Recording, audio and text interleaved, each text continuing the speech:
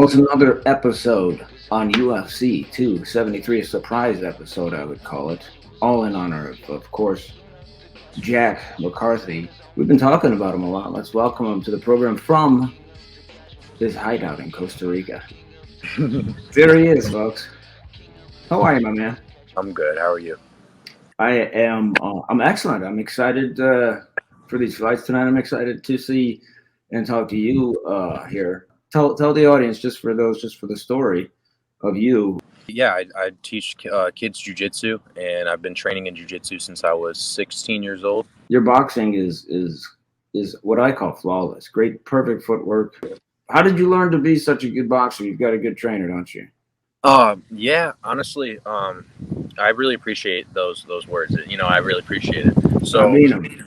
um, yeah, I started boxing when I was 17 with Cornelius Bundridge. He goes by the name K9, and if you're a boxing fan, back in the day, there was like the Contender series, and I don't know if they still do that, but he was, I think, I may be mistaken, but maybe season 2 of the Contenders. But anyways, he was a professional boxer, still is. Fought for the IBF world title, defeated um, Corey Spinks, Leon Spinks' son, and defeated him twice by KO. And yeah, he's got my hands right, honestly. And He definitely does. Good. he's a He's great trainer. Yeah. He knows what he's doing with that check right hook. Dean's a southpaw, but if you run into his, that's probably appropriate to call it a check right hook. Yeah. Yeah. Um, Check right hook, pull right hook. yeah, it's pretty amazing. I would say Dean is as close to a Nate Diaz, but better, I think, as a boxer, as they come just in your style overall. I mean, you have to say you've been influenced by Nate. Absolutely. He's probably my biggest influence. Nick and Nate. Growing up, I was obsessed with him.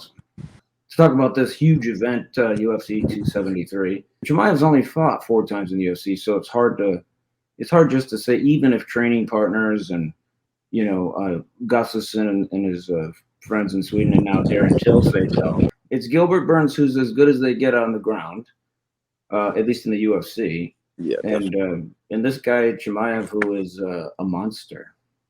Yeah, an absolute monster. Like you said it best. Like I genuinely have never seen somebody go into the UFC with 4 fights and spend that little amount of time. I don't even know. I'd like to hear the stats on how much time he has in the octagon. He has this. I can tell you this. He has 252 strikes given, 2 taken, but that's all he's needed. Yeah, I mean, who knows what's going to happen? But in my best prediction, like I've just never seen anybody go into the UFC and demolish opponents like Khamzat does. Besides maybe championship level fighters, and I genuinely believe. I mean, I might choke on my words, but I think Gilbert Burns, top level opponent, like for sure, respectable dude. He could totally win tonight, and I'd be wrong. But if I had to bet on it, I'd say Khamzat absolutely smashes him. A guy that is as good as Burns on the ground with his jiu-jitsu, how will that play against a guy whose wrestling is so good and he's so strong? Because I would think, like I've seen Paul Craig, much bigger weight class, but a big guy that gets smashed and looks like he's going to lose, and then suddenly snatches somebody's neck. How will Khamzat be? Will he be so strong it won't matter? I think he has to be careful, no? Yeah, he definitely has to be really careful. He's got to position himself, probably an open guard. If he gets locked in closed guard, that's when problems could probably start to rise. I mean, that's how you throw up submissions and stuff, is from closed guard. I think that Khamzat very well could take him down, and we might be watching like, why is he doing that? And he might prove why, because I think as a wrestler, like as he is a wrestler, he's probably really confident in his ability to take Burns down and smash him, literally, like just pound him, out and avoid submissions. But at the same time, it's like, too early on when you're not slippery, you can get caught in a lot of different locks. You might roll under and grab a leg and then finally get his back, and then it could be over. Or, Burns could take his back. Sure. But I don't see it happening because I think I see something in Kamzat in like a fight IQ that he won't put himself in a position most likely.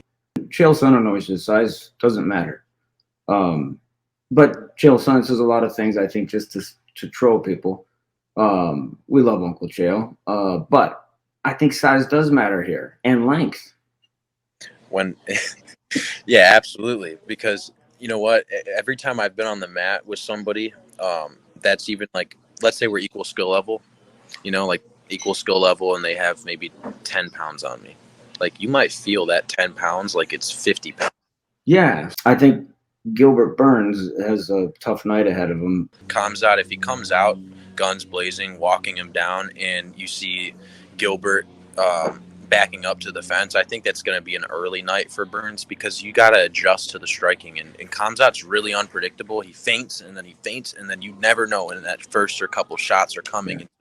Maybe had a round with him already, and you kind of can predict those things. So Yeah. Gilbert Burns, he has a lot of he's obviously a amazing mixed martial artist, but as a boxer, I see like flaws in his game. When Yeah. he picks his hand, he doesn't pick his hands up as much, and you know they're trying to hit you in the face. You got to have your hands up. You know what I mean? Yeah. A better shot of not getting knocked out. And Kamzat is always really like aware and keeping his hands up. And so I wouldn't be surprised if this is like an early night for Gilbert. So I think we both agree that it's going to be a Hamza Chimaev night, and then he'll be calling out the world. But the co-main event, Peter Yan and Aljamain Sterling, you have a very very controversial ending to their first fight. Yeah, it's been a minute, and like we've been waiting for this fight again. I think that watching the first fight, and I did watch that again a few days ago, um, and I watched the whole thing because I wanted to know. I heard a lot of people talking about how dominant Peter Yan was in that fight, and I watched that fight live back when it happened, and I was thinking, yes, Aljamain was he was definitely slowing down, Yeah. but he was keeping a fast pace on Jan, and he was tagging him. And everybody's strong chin or not, everybody can get caught, and even body shots hurt. You know what I mean? Like body shots hurt more probably. If you're knocked out, you're knocked out. You're hurt, you're hurt. You're probably numb. You know what I mean? But when Sure. body, you're gonna feel it. So he digs those front teat kicks, and Jan is real tough. I just see such a possibility that Sterling could totally beat him. Like he could totally beat him. It's one of those things where if you watch Sterling, like when he fought Sandhagen, who I think could have, of all the people that Giannis fought, Sandhagen, if he had a proper game plan, did quite well against Jan. Sterling, though, choked out, I want to say Corey Sandhagen, in like 40 seconds. So Sterling's also dangerous as hell on the ground. Yeah, he's so explosive and athletic, and he's got. I mean, I like to say like his cardio could play a role, but he kept such a fast pace on Jan that there's no wonder why he was starting to slow down. Are you predicting Sterling or Jan? I'm gonna go with Russia. Well, you have to. You're all Russian. Yeah, so I'm gonna go with Russia tonight. All right. I So don't like to say that because this is what's going on right now. Because yeah, well, about the fighters for sure, but no one's a fan of what's going nobody. on. Nobody is. But I would never boo a fighter who has nothing to do with what's going on. That's all. UFC fans, man, not us, Yeah. but you. Well, let's be honest. There's some. It's part of the reason this podcast was born because Jack and I were saying, God, UFC fans can be quite dicks out there. You make one comment and you just get onslaughts of like trolls and calling you a casual. And we were like, that's it. We'll be the casuals. So fuck them. Just like I say to Ali Abdiaziz, fuck them. Then we have the main event. The main event, which is Volkanovski versus I would probably say the fan favorite, no matter where you sit on the earth, the Korean Zombie. I like Volkanovski, but I don't love him, so I'm rooting for the underdog and the older guy and the nicer guy. Good, yeah. That's what you do. Hey, like honestly, I think he has a chance. He's a zombie. I mean, look at Nate Diaz, like, I love him, but like, he gets beat up. Like he loses rounds, and it annoys fans that are fans of him because it's like, what are you doing? Pick your hands up and punch a little harder. But he has that pace and that durability that, like, if the fight wasn't 5 rounds and it was 10, he'd probably win every time. But He like, almost beat Leon Edwards. yeah, he almost knocked him out right on his face. It's going to be a great card. We wish you were here with us. Some of your friends are going to be here and at the Jack McCarthy Palace of MMA, and everybody's going to ask what when you're going to fight, and which sport is it going to be, boxing or MMA? Just to be honest, because this is an open table, I'm always honest to you, James. Like, I've got some, like some issues in my life with, like vaping, smoking, and these things for a fighter, it's really not good. And drinking, it's not a good thing. So, if I can make it back to the ring or cage, which I believe I will, I think it'll be boxing, and then I think I'll go into MMA. So I say we're all looking forward to seeing that. You got to put down that gas station crack pipe vape. Yeah. Like, I've had to hold myself accountable, and I've been off of it for 48 hours. So, Woo! Good for you. yeah, so that's awesome. the most important thing in fighting. If you don't have a strong mind, like, I'm a tough kid, but there's times where I can't even get through half a training session because my mind's not right and my something's not settled, like, in my. So you gotta strengthen your mind and condition yourself to be disciplined and to put that shit down, or else that short time period where I can be a fighter will quickly go away. Now you got me craving. I want to go shadow box. Do it. Work out here. I don't want to go too in detail, but I'm out here doing some plant medicine. And so, I'm doing some healing, and it takes a lot out of you. So you're up all night, doing some stuff. So working out right now, they told me, no, you That's can't. okay. You gotta heal first before you do that. Which also conditions my brain too, because Sure it does. thought process is to go exercise if I'm not feeling too good up here. But to sit with it is also something I haven't tried and practiced that much. Yeah, but that takes courage, and that actually, to me, that's even more courageous than getting in there and fighting. Is to actually look inward and let yourself be vulnerable. That's some tough shit that you have to do, and I know you can do it, and you're doing it. Thank you, man. Yeah, no, for sure.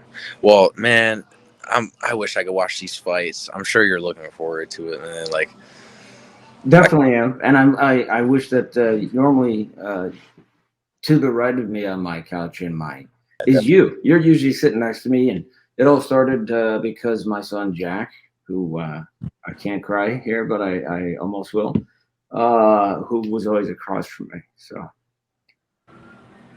yeah, no, absolutely, man.